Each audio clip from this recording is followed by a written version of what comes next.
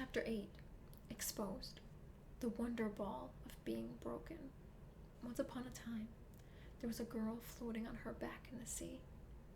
Her ears were firmly below the waves, hearing the night things and the waves whispering hush, while breathing in the crisp night air above and occasionally holding her breath to float more readily above the waves.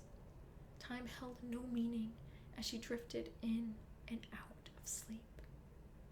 But time doesn't stop because someone wants it to. So on it moved, forcing the sun to push out of the waves. The girl's eyes stung even when closed. She fought the light, stubbornly keeping her eyes shut. It made it easier to listen to and to accept the night things, the doings beneath the waves. But the light kept coming, and the girl squeezed her eyes tighter to block it out. The waves started to become rougher, and the girl felt them press against her body and rock her more vigorously. One large wave pushed her down into the deep right as she finished inhaling. So, down in the dark, numb and cold, she let herself drift down deeper. But the waves were persistent. Even in the normally calm underworld, the waves were shaking her, and worse yet, she was too weak to deny herself breath. So she numbly swam upward, and as she broke through the ocean's surface, she instinctively opened her eyes despite the sunshine. Even while her eyes teared up as they adjusted to this harsh world of light, the large vessel rapidly approaching her was hard to miss. She blinked a few times, opened her mouth, and screamed. There were 2 attempts for me to communicate what happened and to seek refuge and advice that were utter failures. I didn't fully know what I wanted those confidants to say or do, except for one odd thing. I wanted a hug. Unfortunately, that's not what I got either time.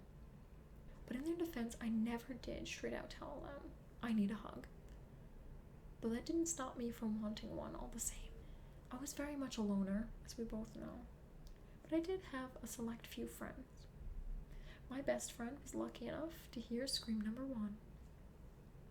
We were walking home after school when I let that first baby loose. I had been wrestling with myself for a day or so to bring myself to this moment. The scream was building inside me, and the pain was getting intense. So as we were walking up an annoyingly large hill, I started the conversation. For the life of me, I don't remember what I said, but I remember hinting at it, and as always, she understood me right away. But instead of the hug I was expecting, the sage advice I needed, I was told to drop it, to get over it, to let it go. And man, God, that hurt. Disappointment and confusion don't cover the half of it. To be fair, she's been through her own stuff, a lot of it, and she doesn't deserve scorn. More importantly, she was only a year and a half older than me, and I was pubescent. What really could she have done? I never fully disclosed what I experienced in the aftermath. She didn't know how much it hurt. On to scream number 2. Another friend, slightly older than the first.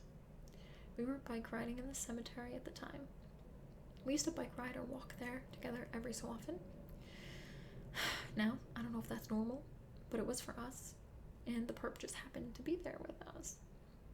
I think I whisper screamed to my friend, though I honestly can't remember how the scream took place either. And to my alarm, she confronted the perp.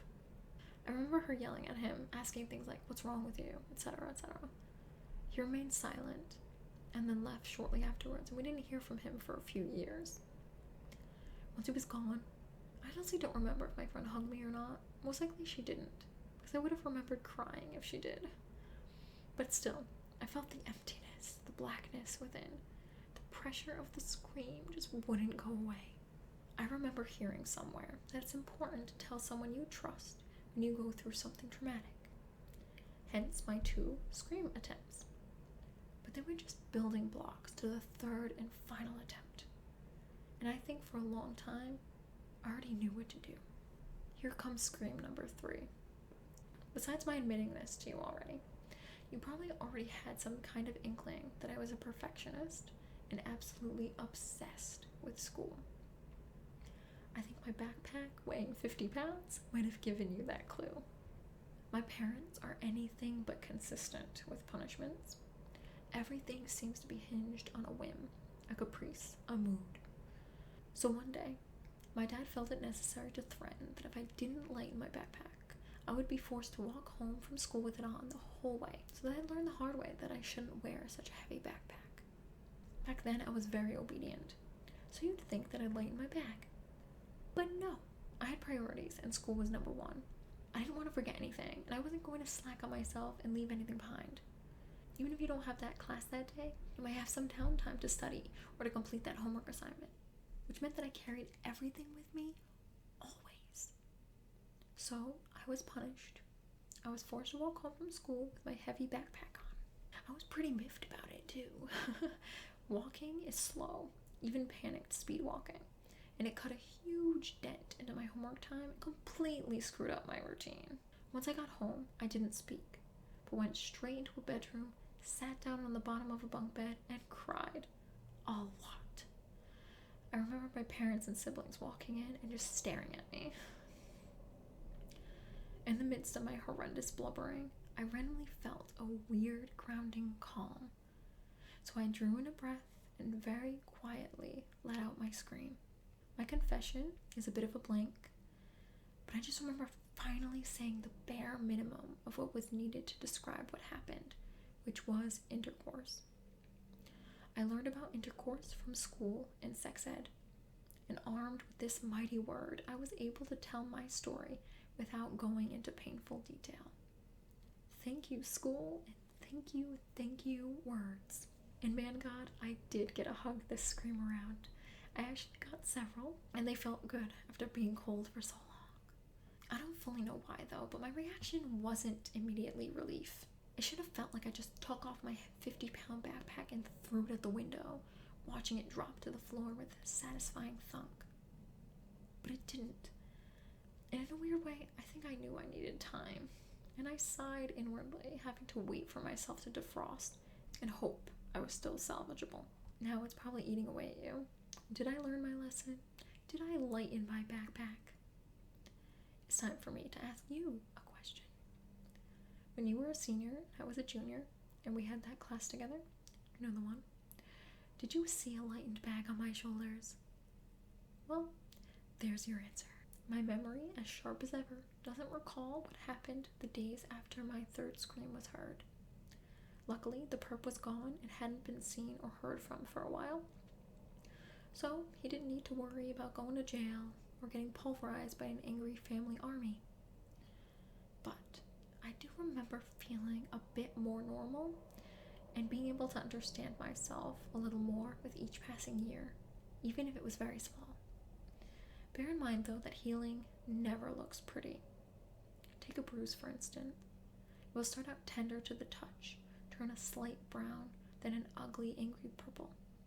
The purple then gets fringed with brown or green, and eventually the swelling and pain will lessen until the bruise goes away. Of course, deep wounds, like the one I sustained, will inevitably leave a scar. I definitely know that I wasn't a walking corpse anymore. I could feel a little more after that third scream. But like when you were trying to move a limb after it was numb, the feelings were typically painful and the pleasant sensations were slow in coming. I also started to notice things I never had before. For instance, when I was a kid, I used to believe that there were signs everywhere that pointed to your future, that tried to warn you about what was to come to help prevent bad things from happening. So I used to try hard to notice the signs, but I always failed to notice them until after the event already took place. But I did notice to some degree that I had the answers to my problem, the key, if you will, all along. I normally don't reread what I write when I write something for my own personal use, since I usually bitch write to get things off my chest. After screaming that third time, I started to reread some of my work, briefly scanning them. Many of them centered around that event and my feelings towards it. I even gave myself advice, urging myself to speak the truth in order to heal. I knew the answer the whole time. I was just too afraid to listen. There was also something that I see now as understandable, but that I found to be incredibly frustrating back then. Whenever I was angry, which was often, or I complained, or I said or did anything, others would bring up my molestation far more often than it ever needed to be unearthed.